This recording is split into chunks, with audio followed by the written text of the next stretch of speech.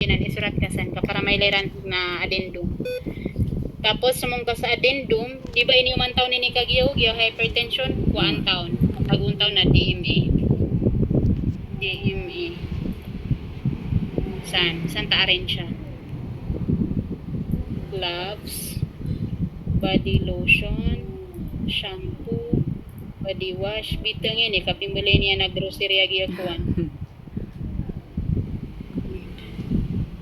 Number 4, body wash. Koto 2 of each tapos na 3 refills, so sakto atong gibuhat. Sige, gloves daw na size iyan na large.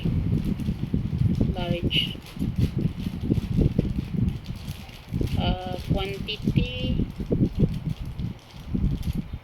2 boxes.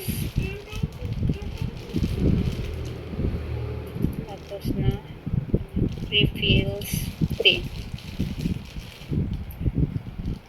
Gini format yan, first na amay kas tinatawag saya semicolon.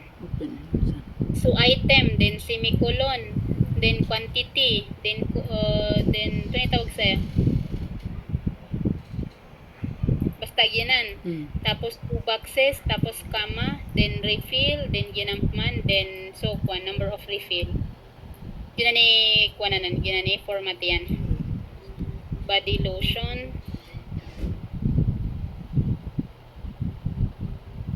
arita.